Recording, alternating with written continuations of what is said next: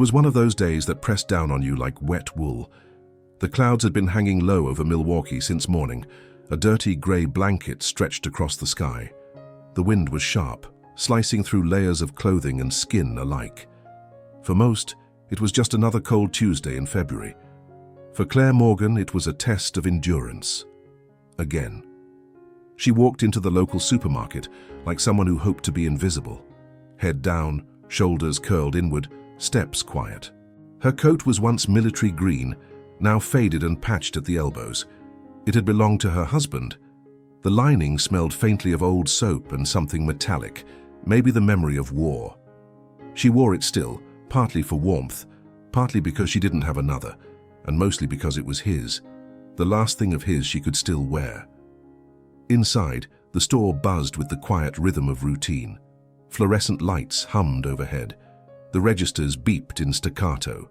A child cried somewhere near the frozen foods. Claire moved through the aisles with mechanical precision, her cart half filled with cheap basics, a loaf of whole wheat bread, a gallon of 2% milk, a dozen eggs, a box of store-brand cereal, and a package of turkey lunch meat. She paused at the meat section, staring at a tray of chicken thighs on sale. She picked it up, stared at the price, did the math in her head, and then slowly placed it back. Her fingers were numb. She rubbed them together. Not from the cold, but from anxiety.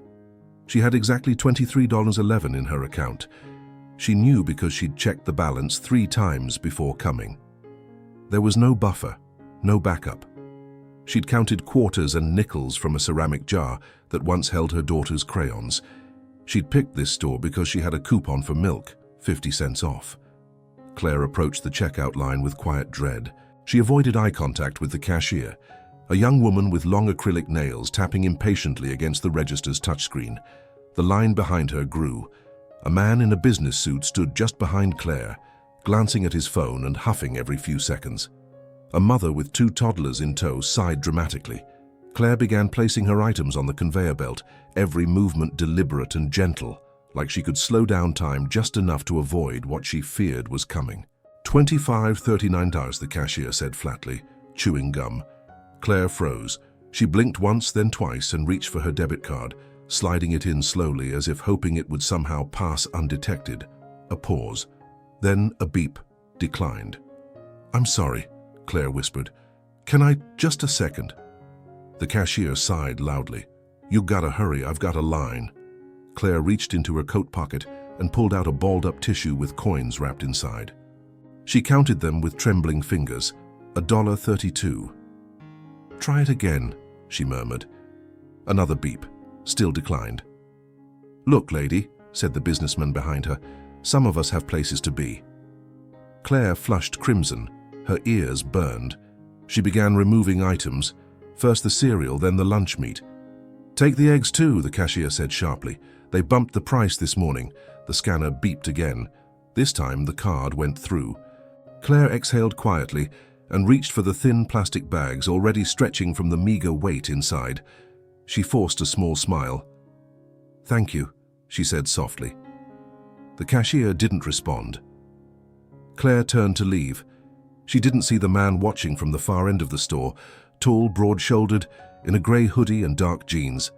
His face partly obscured by the hood, but his eyes fixed, unblinking. He'd paused in the produce aisle, holding an apple he no longer remembered picking up. To him, the moment froze. A woman barely holding together, publicly reduced and dismissed like she was a broken machine no one had time to fix. The kind of pain he'd seen before, not in markets, but in camps, on streets, in his own mother's face once, long ago in Greece. Outside, Claire struggled against the wind. One of the plastic bags split, spilling a loaf of bread onto the wet concrete. She bent to pick it up, juggling the other bag. Her knee gave slightly, still weak from an old injury. Military Iraq shrapnel. No one knew, no one cared. A laugh echoed behind her. Someone had seen. She kept walking. The bus stop was 4 blocks away. Her boots were thin-soled. She gritted her teeth against the wind and moved forward like a soldier in retreat. Her name was Claire Morgan, age 42, widow of Staff Sergeant Peter Morgan, killed by an IED near Kandahar 3 years ago. She had been a combat nurse for nearly a decade before retiring to raise her children. She'd never imagined she'd be here, in the country they'd both served, struggling to buy milk for her kids. The VA was slow, the paperwork endless, the support limited. Her daughter Ellie was 9 and had started skipping lunch at school to save money. Her son, Jake, only 6, had learned not to ask for things. Claire told them stories at night about their dad, made-up ones mostly. She said he'd once fought a bear in Alaska with his bare hands. They laughed. It was easier than the truth.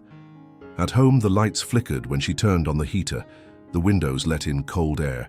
She covered the cracks with duct tape and hope. And now, at the end of a bitter day, she stood outside her apartment, fumbling with the key, bags sagging in her arms, dignity ragged and half-torn. She didn't know that someone else still watched from the distance. Giannis Antetokounmpo hadn't meant to be at that store that day. He was heading home from a visit with his mother, taking a detour to avoid traffic, craving apples, real ones, not the kind catered in locker rooms.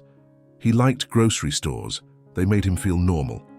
He liked the smell of oranges, the rhythm of aisles. He liked being among people who didn't look at him like a god, but just another tall guy in sweats. But then he saw Claire, and something in him locked onto her, not out of pity but out of recognition. He'd seen his mother cry in markets in Athens when her card was declined. He'd seen his brothers go hungry so the youngest could eat. He knew the pain of counting coins, of standing in line and pretending not to hear the whispers behind you. He didn't act right away, he just watched. But what he saw would not leave him. Back in his car, Giannis sat for a long time, hands on the steering wheel, engine off. Snow began to fall in soft flakes on the windshield. He didn't move, he didn't drive. His mind replayed the moment, the cashier's tone, the impatient man's complaint, the silence Claire swallowed like poison. He thought of his own journey, of where he was now, and where others still remained. And then he made a decision. But Claire, climbing the stairs to her cold apartment, didn't know any of that. She only knew that today, like yesterday, she had survived. Just barely. Tomorrow she would try again. And maybe, just maybe, someone somewhere had noticed. The night was long for Claire Morgan. She didn't sleep much anymore, not the kind of sleep that rested anything deeper than her eyes. Her body lay still under a mismatched blanket in the dark of her apartment, but her mind paced like a soldier stuck on night watch, revisiting every detail of the day. She could still hear the beep of the declined card. She could still feel the cashier's eyes skimming over her like she wasn't real. That man in line, huffing, the plastic bag breaking, the loaf of bread hitting the wet ground. She hadn't cried. Not in the store, not on the bus, not in the apartment stairwell. But now, with the radiator clicking uselessly in the corner and her children asleep in the next room, she let herself do it quietly. No sobbing. Just a silent release of pressure, tears that leaked out because there was nowhere left for them to hide. Across the city, in a condo built high above the Milwaukee skyline, Giannis Antetokounmpo sat at the edge of his bed in the dark.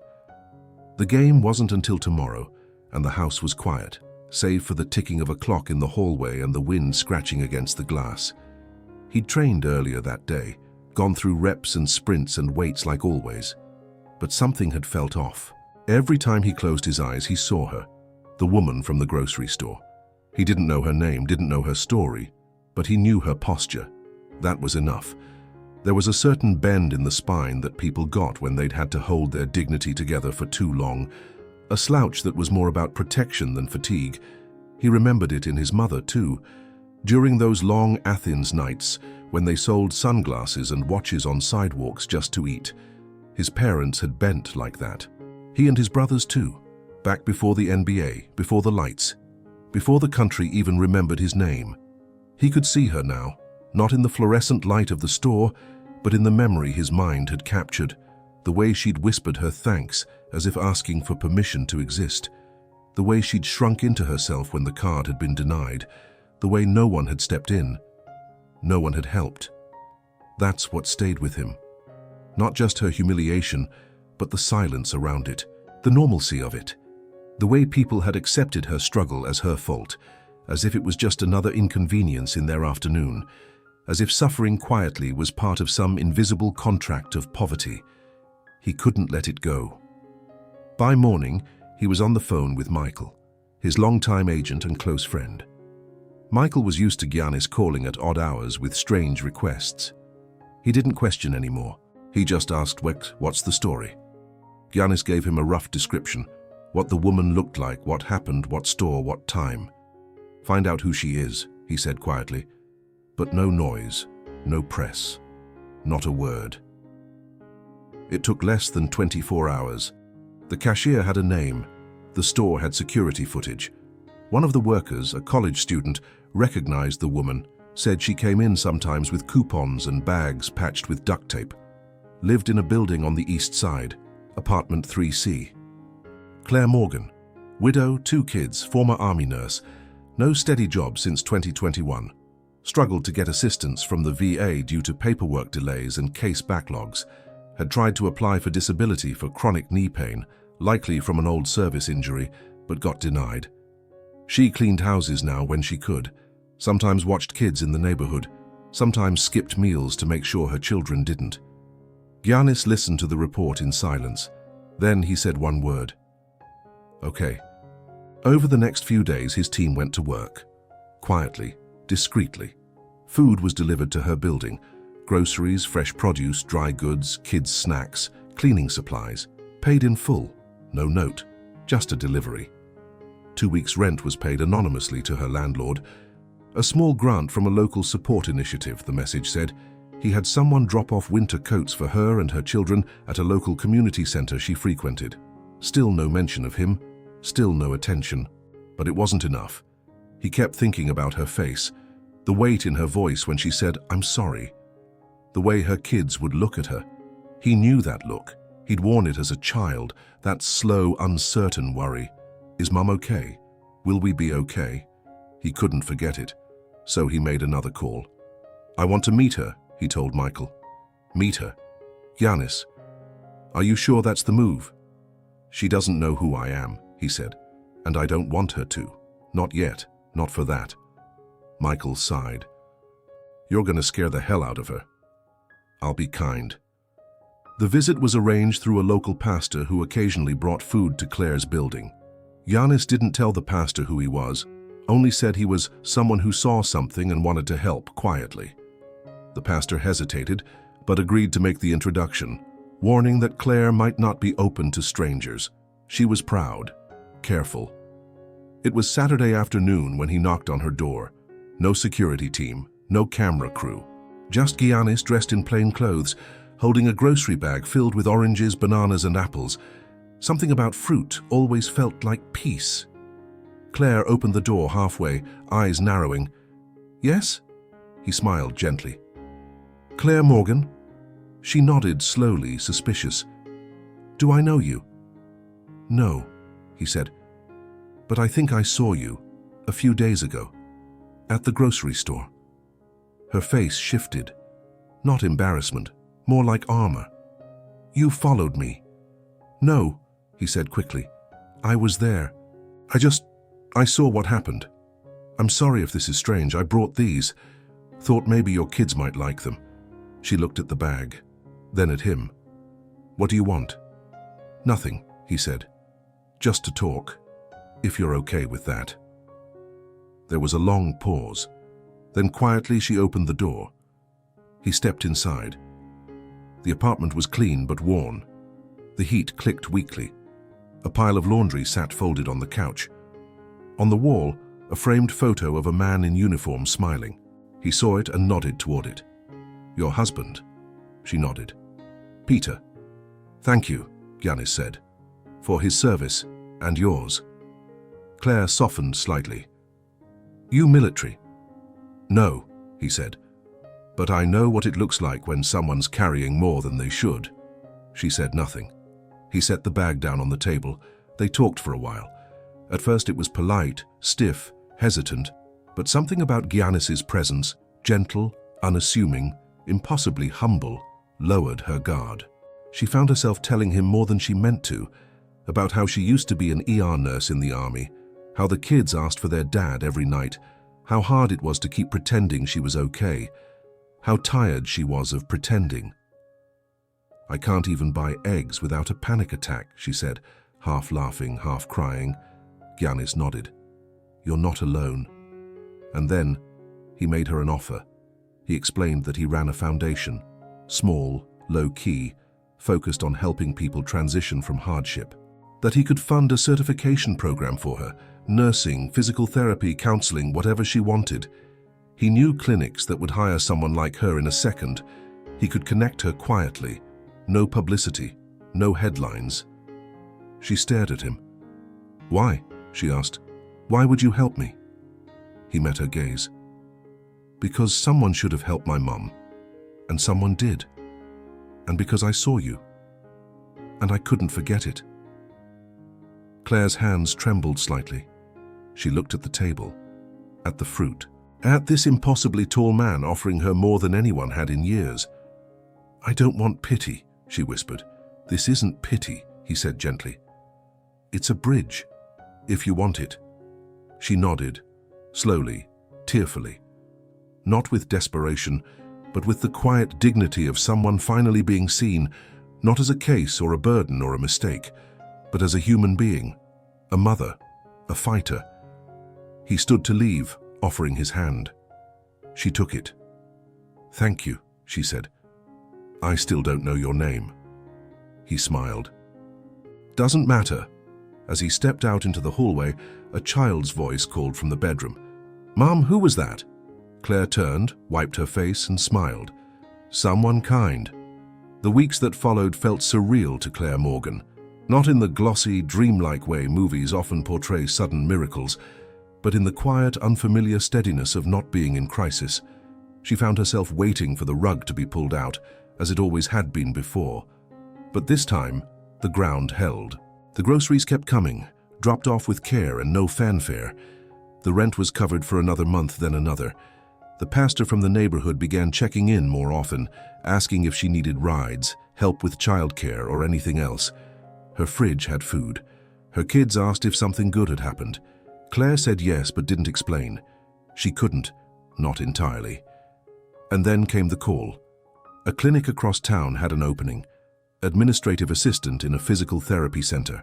It wasn't nursing, not yet, but it was steady work, respectful, and paid more than any temp job she'd found in years. She took the bus across the city for the interview, wearing the only blazer she owned, the one that didn't quite fit anymore. She tried to remember how to talk like someone confident. She answered questions about scheduling and insurance billing and multi-line phones, but when the supervisor asked why she hadn't worked steadily in the last 2 years, she looked the woman in the eye and said, "Because I was raising 2 children alone after my husband was killed in Afghanistan, and I was just trying to survive."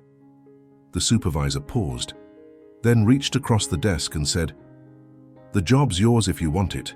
Claire walked out of that building with the weight of 2 years unclenching from her shoulders. On the bus ride home, she stared out the window at the gray Milwaukee skyline, and for the first time in what felt like forever, she allowed herself to imagine something more than the next grocery trip or utility bill. She allowed herself to think about a future. At home, Ellie and Jake greeted her at the door, eyes wide. "How'd it go?" Ellie asked, voice full of hope she didn't yet know how to hide. Claire knelt and pulled them close. "It went really, really well." She started the next week. The first day, she packed her own lunch in a brown paper bag and put on her old army nurse's watch, the one that had stopped working but still felt like armor. She kissed her kids goodbye and walked out the door with a purpose in her step that hadn't been there for years. At the clinic, she met patients who were recovering from surgeries, accidents, strokes, people trying to reclaim their bodies. She smiled at every one of them, not because she was supposed to, but because she understood what it meant to fight for normalcy. Days passed, then weeks. The staff loved her. She stayed late, asked questions, organized supply closets without being told. Her boss noticed. "You ever think about going back into nursing?" the woman asked one day. Claire laughed, a little embarrassed. "I don't even know how I'd begin." "You let me know when you're ready," the boss said. "We'll help you find the path." That night, Claire lay in bed and stared at the ceiling. She didn't cry. She didn't worry. She just felt something new settling in her chest. A kind of quiet pride, the kind that doesn't shout, but glows. And still, she didn't know who he was. She hadn't seen him again. Not in person, not in the news. Whoever the tall stranger with the bag of apples had been, he'd vanished as quietly as he came. Until one Thursday evening. Jake was watching basketball on the small TV in the living room, half asleep on the couch with a bowl of popcorn in his lap. Ellie was coloring at the table. Claire was in the kitchen packing lunches when she heard Jake shout, "Mom, that guy!" "What guy?" she called back. "The one from the door." She walked into the living room, towel in hand. "What?" Jake pointed at the screen. The Milwaukee Bucks were on. The announcer's voice rose in excitement as a towering player spun past two defenders and dunked with brutal grace. The crowd roared.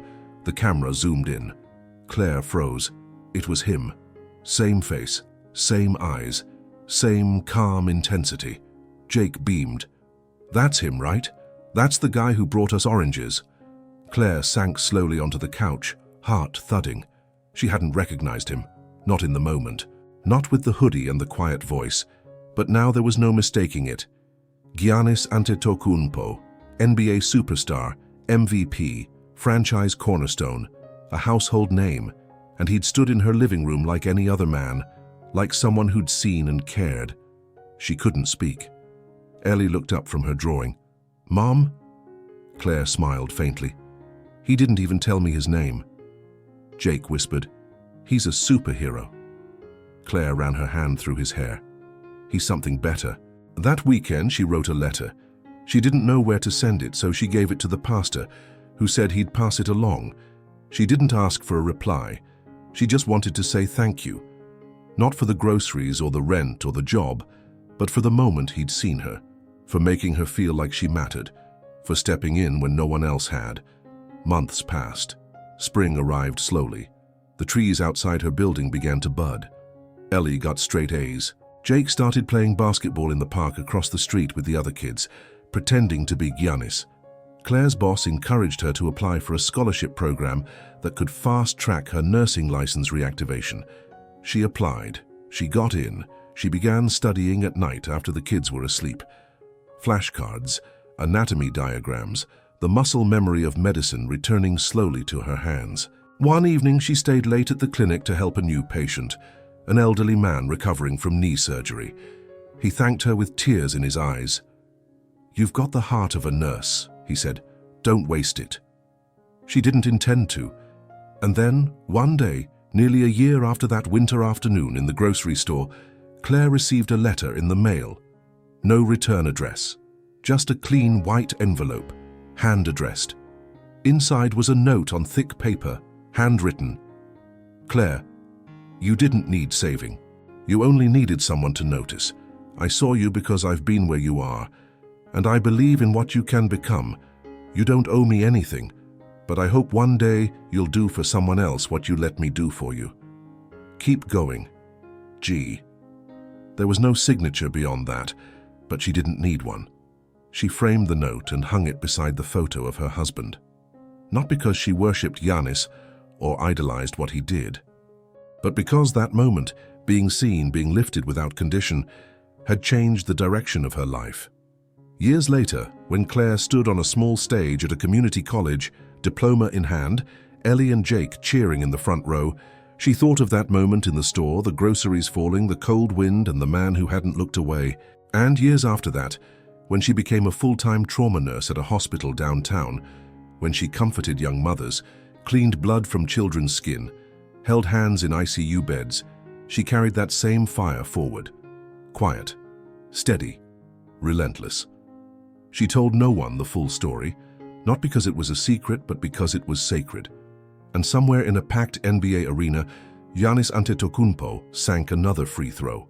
The camera flashed to him on the bench, sweat glistening, eyes steady, as a young fan in the crowd held up a sign that read, "Heroes come in all forms." He glanced up, smiled faintly, and looked away. Because for some people, the greatest acts are the ones no one sees.